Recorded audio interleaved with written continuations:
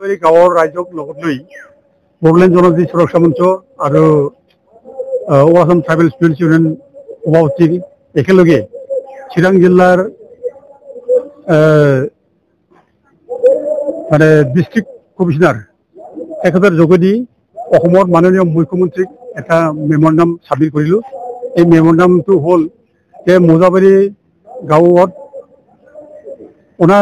Tribal non protected ক্লাছৰ মানুহ যিসকলে ট্ৰাইবেল বেল্টত থাকিব নোৱাৰে, এইসকল আমাৰ ট্ৰাইবেলৰ ভূমি দখল কৰি আছে আৰু এই মানে এলিগেলভাৱে দখল কৰা এনক্ৰ'চাৰসকলক ইভিকশ্যন কৰিব লাগে বুলি আমি দাবী জনাই মেমৰেণ্ডাম চাবমিট কৰিছোঁ।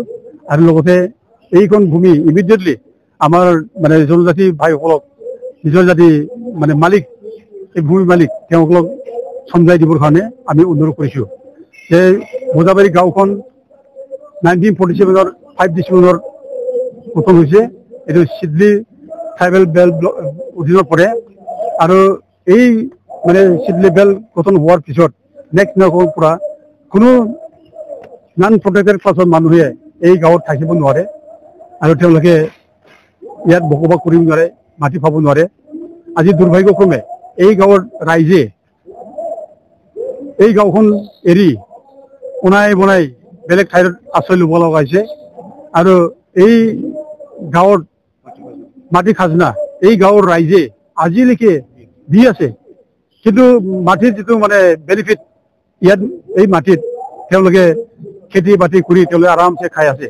এই গতিকে এইবোৰ অন্যায়, এইবোৰ ইলিগেল, এই আইন থকা স্বত্বেও এইবোৰ যে হৈছে, সেইকাৰণে আইনক ইমপ্লিমেণ্ট কৰি আইনক ৰূপায়ণ কৰি যাতে ট্ৰাইবেলৰ মাটি ট্ৰাইবেলক যাতে উদ্ধাৰ কৰি দিয়ে যেন, সেইকাৰণে আমি বহুত বাৰম্বাৰ আমি DC চিৰাং আৰু PTC অথৰিটিক আমি মেমৰেণ্ডাম চাবমিট কৰিছোঁ, কিন্তু আজিলৈকে কোনো একশ্যন লোৱা নাই।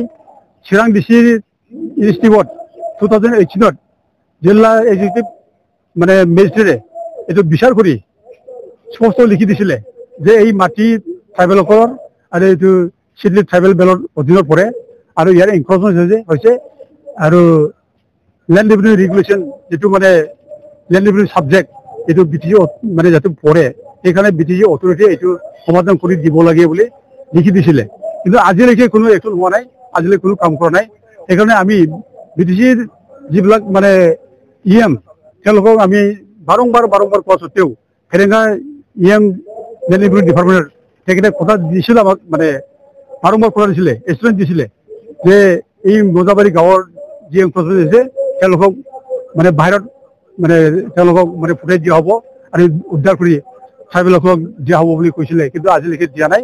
এই গতিকে আমি আজিও আমি দাবী কৰিছোঁ যে এই ভূমিখন অতি সোনকালে যাতে ট্ৰাইবেলসকলক চমজাই দিয়ে, সেইটো আমি দাবী কৰিছোঁ। আজি আমি দেখিবলৈ পাইছোঁ আমাৰ অসমৰ মুখ্যমন্ত্ৰী ডাঙৰীয়াই বিভিন্ন ঠাইত এভিকশ্যন কৰিছে, যিবিলাক ইলিগেল মানে এনক্ৰ'চাৰ চৰকাৰী মাটিত এইবোৰৰ পৰা উচ্ছেদ কৰিছে, কিন্তু আমাৰ ইয়াত BTCত এই BTCত আমাৰ মানে পাট্টা মাটি ট্ৰাইবেলসকলৰ পাট্টা মাটি তাতে এনক্ৰ'চমেণ্ট কৰিছে।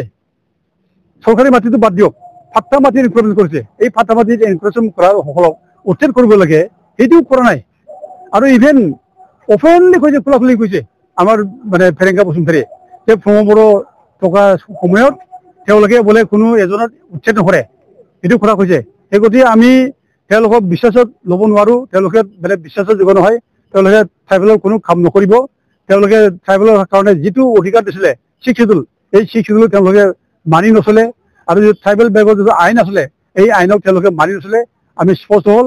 সেই গতিকে তেওঁলোকৰ শাসনকালত যে আমাৰ ট্ৰাইবেলসকলে জনজাতিসকলে যে কিবা এটা মানে ন্যায় পাব, এইটো আমি কেতিয়াও তেওঁলোকৰ পৰা আমি আশা কৰিব নোৱাৰোঁ।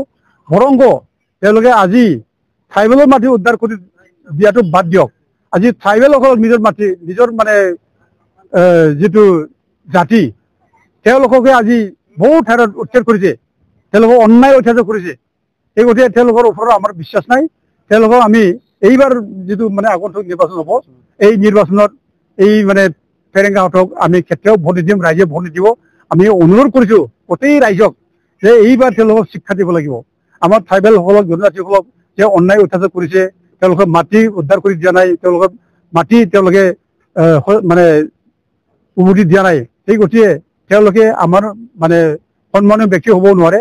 সেই গতিকে তেওঁলোকক আগন্তুক নিৰ্বাচনত মানে নিৰ্বাচনৰ পৰা তেওঁলোক মানে বিদায় দিব লাগে, তেওঁলোকক ভাওৰৰ পৰা বিদায় দিব লাগে, ভাওৰ আহিব দিব নালাগে। সেইকাৰণে গোটেই ৰাইজক আমি অনুৰোধ জনাওঁ।